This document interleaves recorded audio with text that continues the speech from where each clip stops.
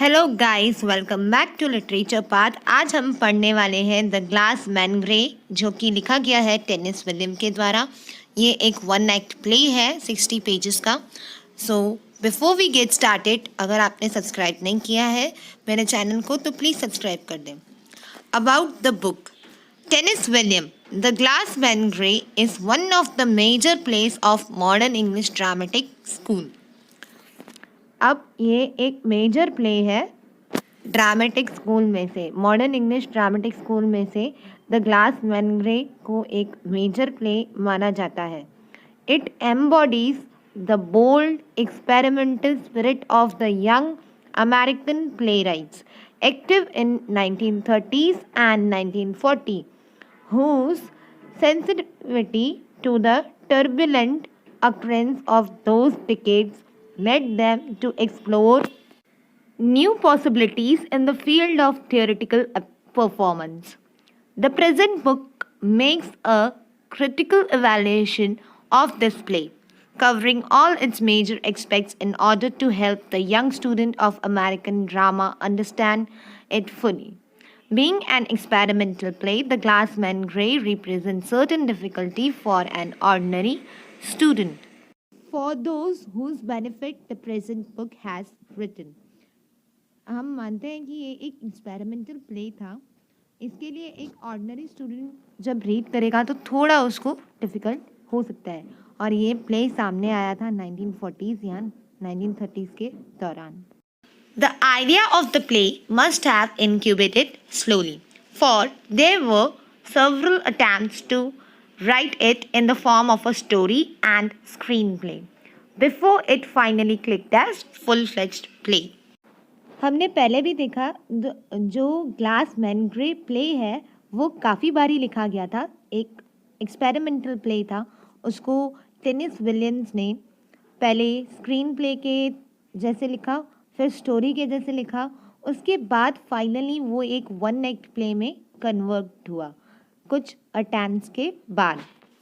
कुछ टाइम के बाद टेनिस विलियम जो थे एक मेट्रो गोल्डन मेयर प्रोडक्शंस में पहुँचे स्प्रिंग सीजन के दौरान, और ईयर चल रहा था 1943, और वहाँ पे उन्होंने एक स्क्रिप्ट राइटर की तरह जॉब किया। वहाँ पे उन्होंने एक छोटा सा शॉर्ट स्टोरी लिखना स्टार्ट किया जिसका नाम था girl in a glass with the Laura, जिसमें लॉरा एक सेंट्रल कैरेक्टर थी। By the time he reached the Metro Goldwyn Mayer production in the spring of 1943 and took up the job of a scriptwriter there, he had written a short story with the title Portrait of a Glass in a Girl. Girl in a Glass with Laura as the central character. Later on, the story appeared in 1948 in an anthology. Story appeared हुआ 1948 में। Girl in a glass जो लिखा था वो appeared हुआ 1948 में as an anthology. उसके बाद जो था टेनिस विलियम ने फुल्ली फ्लेज्ड प्ले बनाया, एक वन एक्ट प्ले जो 60 पेजेस में कंप्लीट हुआ। द ग्लास मैन ग्रे जो प्ले है वो 60 पेजेस का है, विथ कुछ मेजर कैरेक्टर्स हैं जैसे Tom, Amanda, Laura and Jim bound in a relationship. What is known as the Texas draft contains another revision entitled provision story treat. Tennessee William ने first ये play जाके दिखाया MGM productions में, लेकिन ये MGM के थ्रू रिजेक्ट किया गया था। देन इसको पब्लिश किया ऑड्रे वुड ने.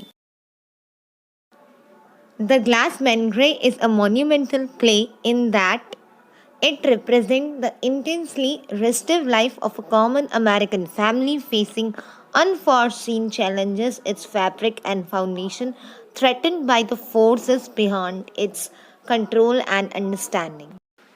ग्लास मैन ग्रे एक मोन्यूमेंटल प्ले माना जाता है और एक अमेरिकन फैमिली की जो चैलेंजेस हैं उसके बारे में दिखाया गया है इस प्ले में.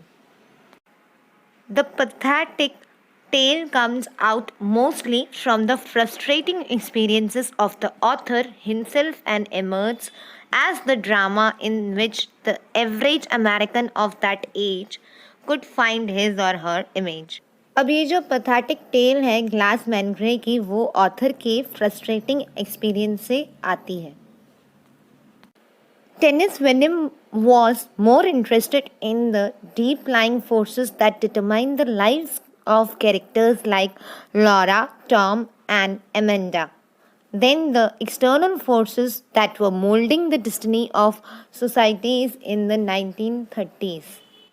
अब टेनिस वेनम जो थे वो ज़्यादा इंटरेस्टेड थे लाइव कैरेक्टर्स में, जैसे Laura, Tom, Amanda.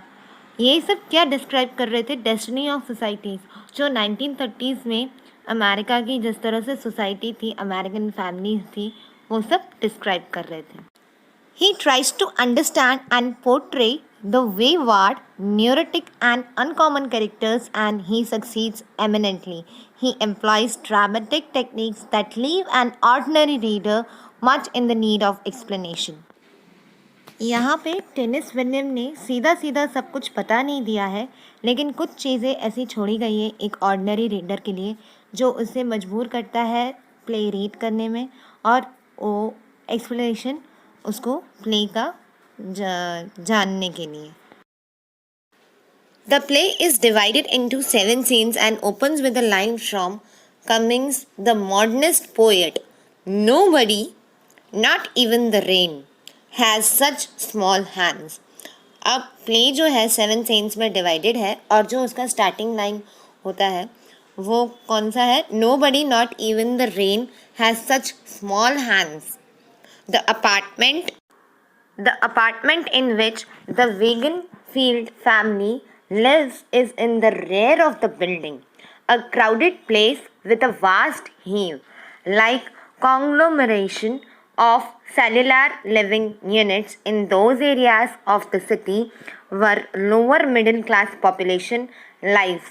The description of the place presents a picture close in the murky and unhealthy location where cramped existence are eked out.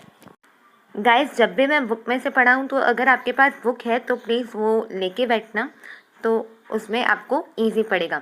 यहाँ पे बहुत क्लियरली लिखा हुआ है द अपार्टमेंट इन विच, वो अपार्टमेंट जिसमें वीगनफील्ड फैमिली रहा करती थी. Rear of the building a crowded place, मतलब वहाँ का प्लेस कुछ क्राउडेड होगा, अलग अलग जगहों से लोग आके इकट्ठा रहते होंगे, जैसे लोअर मिडिल क्लास का पॉपुलेशन रहता है. The description of the place presents a picture closed in the murky and unhealthy location where cramped existence is eked out.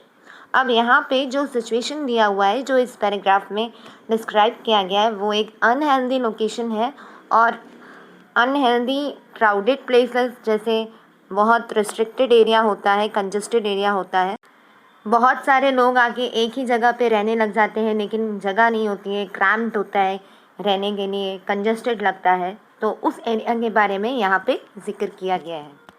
Now we will turn to scene 1.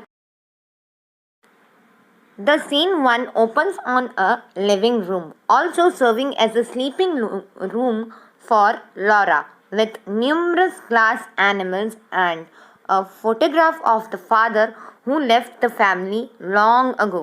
There is a diagram for a learner of typing and a typewriter. अब scene जो है कुछ इस तरह से open होता है कि स्टार्टिंग में लिविंग रूम दिखाया जाता है, और जो लिविंग रूम है वो ही लॉरा के लिए स्लीपिंग रूम भी होता है, विथ न्यूमरस ग्लास एनिमल्स, यानी वहाँ पे कुछ ग्लास के एनिमल्स भी रखे हुए थे, और उनके फादर की जो फ़ोटो है वो वॉल पे हैंगिंग यानी लटकाई हुई दिखाई गई थी, और एक diagram for a learner typing, यानी जो टाइपिंग सीख रहा है वहाँ पे उसके लिए एक टाइपराइटर भी पड़ा होता है. Tom enters, strolling across the fire escape, and delivers a short speech describing the social conditions of the 1930s, disturbance of labor in the various cities of America, and the armed revolution in Spain. अब यहाँ पे Tom की entry होती है और वो speech deliver करता है. किसकी स्पीच? हो रही होती है यहाँ पे सोशल कंडीशंस, यानी डिस्कशन हो रहा होता है सोशल कंडीशंस का जो 1930s में थी। Labour in various cities, labours के बारे में जो अमेरिका के अलग अलग सिटीज़ में थे, और आर्म्ड रेवोल्यूशन जो स्पेन में हुआ था। He tells that this is a memory play, sentimental and dimly lighted। यहाँ पे ही का मतलब टॉम नहीं है, यहाँ पे ही का मतलब टेनिस विलियम आ जाता है, ठीक है। तो वो क्या बोलते हैं, ये एक मेमोरी प्ले है, सेंटिमेंटल प्ले है और डिमली लाइटेड प्ले है। He introduced his small family and a gentleman caller named Jim O'Connell।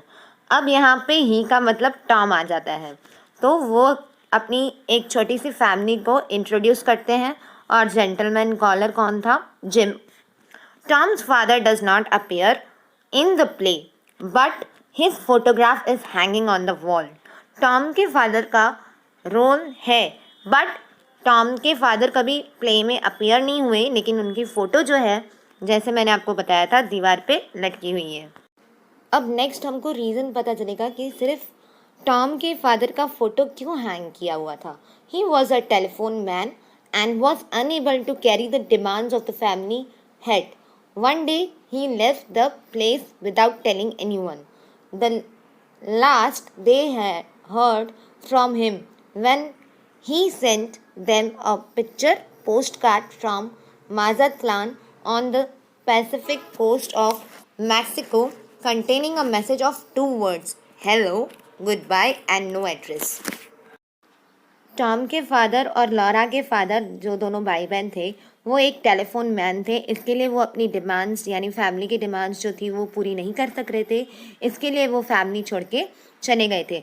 फिर उन्होंने एक पिक्चर पोस्ट कार्ड भेजा अपनी फैमिली को, उसमें सिर्फ 2 वर्ड्स लिखे हुए थे, हेलो, गुड बाय।